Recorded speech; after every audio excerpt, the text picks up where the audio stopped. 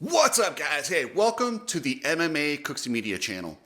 I appreciate all you guys for coming by here, subscribing, and supporting this channel. I'm stoked on it. But hey, UFC 53 on ESPN delivered. We had everything. We had a guy go cannibal and try and eat another dude.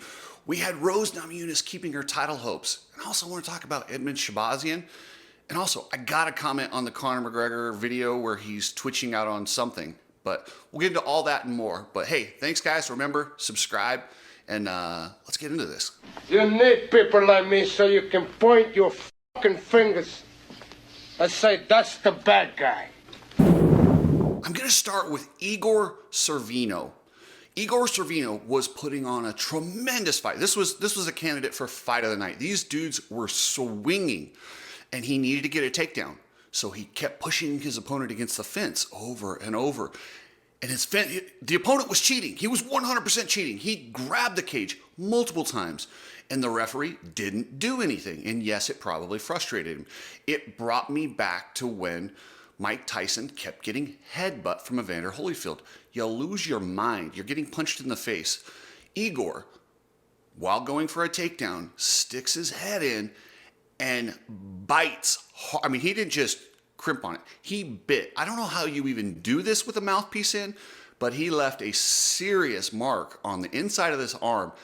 And you know what? It cost him everything. It cost him the fight. It cost him his win bonus, potentially. It cost him his contract. This guy had won. He was undefeated, coming off the Dana White Contender Series, got his shot in the UFC. Now, up in smoke. All because he lost his mind and went cannibal. Yes, he did. And there's some fouls. You can accidentally kick a guy in the nuts. You can grab the fence. You can do a lot. You can test for drugs. You can do a lot of things. But there's some things the UFC and fight commissions just don't tolerate. Biting is one of those. You cannot straight bite somebody. He lost his contract. Dana didn't say he's never coming back to the UFC like he did with Paul Daly. Remember Paul Daly when he punched Josh Koscheck after the fight? He said he will never fight in the UFC again. He didn't go that far with Igor, so there's still a chance. But Igor has an uphill battle. He has got to do some serious winning and some serious repair to recover from this. And it's like, what was he thinking, man? I mean, the evidence is all over the arm. So now Andre Lima, after the fight, he's got this huge bite mark on his arm. He celebrates it. He literally got this thing tattooed. So he'll have this bite mark for the rest of his life. Some people thought it was cool. I don't know. I think it's kind of weird. I'm like, I don't want another dude's teeth on my arm. This is where I got bit. But hey, good on him. Dana White gave him an extra $25,000 for getting the tattoo. So apparently it was a good move. I wouldn't have done it, but hey, stranger things happen. I don't know. The other fight I was super interested on this card was Edmen Shahbazyan. I've watched Edmen for a long time. Edmen was a training partner of Ronda Rousey when he was a kid. He got going really young in this game.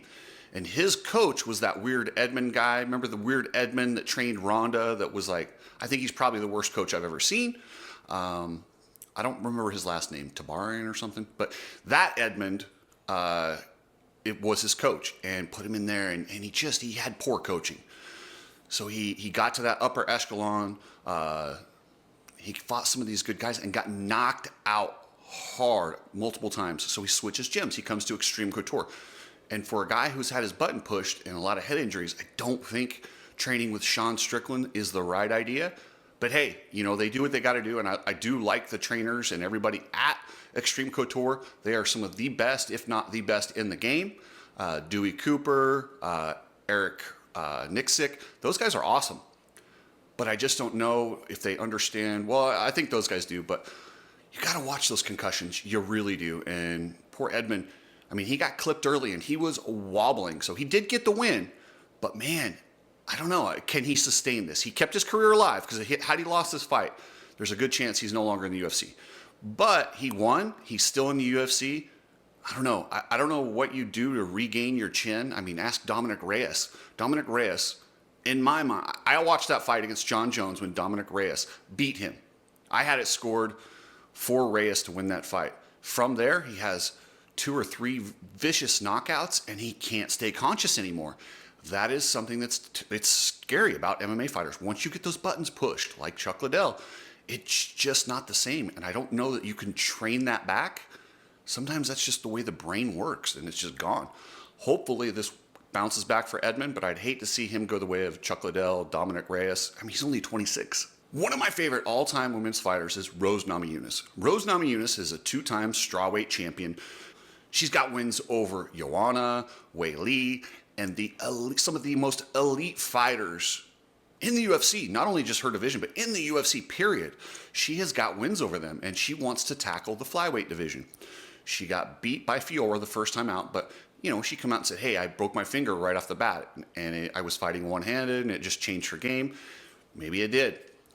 But she fought a very game Amanda Hebos, and she fought a smart fight, and I scored it for her pretty easily, but it wasn't as dominant. It wasn't such a dominant win that I'm going to say, oh, Rose gets a title shot next. No, she lost to Fiora. Now, this weekend, Fiora and Erin Blanchfield fight, and that, to me, is a number one contender fight. So I would like to see Rose Namajunas against Macy Barber pretty relatively soon, and then the winner of that one fights the winner of, Blanchfield Fiora. And this is the problem. Chael Sonnen always talks about this. It's hard to have a number one contender when you have a fight where you're having a number one contender. This double and triple number one contender thing really creates a logjam. The biggest problem with the 125-pound division right now is they have one title fight a year. That's unacceptable. Grasso and Shevchenko have stopped this division. It sucks. So unless they can, whenever that fight's over, I believe that's the one they're going to have at the Sphere after the Ultimate Fighter series. Whoever wins, they have got to force them to fight at least 2 to 3 times a year. One time a year doesn't work for me. Those are a lot of the reasons I started watching the UFC in the beginning. It was because we got the title fights we wanted. We didn't have to wait and pine for them like we did in boxing, and we're losing that. You know how we get that back? We have more fights. Get these champions a little bit more active. So Grasso, Shevchenko, hurry and fight the winner of Blanchfield Fiora, and the winner of that fights Rose. Boom, boom, boom. If we can get all that in by like April or May of next year, perfect. Is anybody, speaking of holding up divisions and holding up fights, it's not holding up a division by any means, but this like Conor McGregor, Michael Chandler, waiting for this to happen is driving me nuts. I'm over it. I don't even want to see it anymore. I'm a huge Michael Chandler fan. He's one of the most exciting guys. I was a fan of his back in the Bellator days. I don't think I've ever seen a boring Michael Chandler fight. This dude goes in there to throw down. Conor, I mean, it's Conor McGregor. Who doesn't want to see Conor fight? But I'm tired of waiting.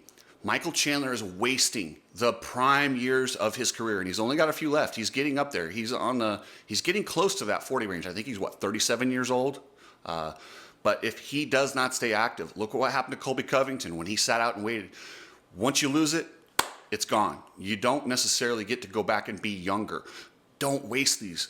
If I'm Michael Chandler, I would have taken Chael Sonnen's advice and said, okay, well, I'm going to keep fighting and keep taking fights, have a BMF. I would much rather see Michael Chandler versus Justin Gaethje for that BMF title than Max Holloway. I want to see Max Holloway go back down and fight for the 145 title. That's a wasted fight. If they could have done that, that would have been, And then what you tell Chandler, because, yeah, he's done a lot of work. He really wants that Conor fight. Just tell Chandler, hey, whenever Conor comes back, it's against you. Okay, done. And as long as he's healthy and everything works out. But instead of just waiting, he should be fighting. He should be fighting in the BMF title at 300, not just sitting there waiting for some guy who has these interviews. Oh my gosh, Conor McGregor needs rehab. I don't know what's going on with him. It's really bad. When you get to the point where you can't hide your drug use in interviews, it's an issue. He's at a celebrity level where people around him, he probably doesn't have a lot of people that check him and say, Conor, you can't do this. Conor, you can't. He doesn't get told no anymore. When you get to that level with that amount of money, that amount of fame, that amount of ego, look at the history. How many people have crashed and burned when they get to that level? Conor needs help right now. He needs someone around him, or actually, he doesn't need someone around him. He needs to realize he's got a problem and check this thing. He is headed for a bad story. Ask Mike Tyson how that goes. Although Mike Tyson redeemed himself.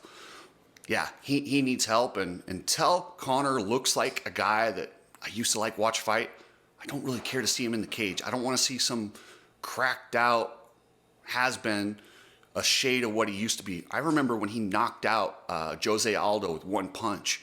I mean, this guy, I mean, for as big of a celebrity as he is, let's not forget this guy can fight. I mean, he beat up Eddie Alvarez in Eddie Alvarez's prime. That's who he took the 155 belt off. That was not an easy fight, and he went in there and made it look easy. We haven't seen that Conor in a long time.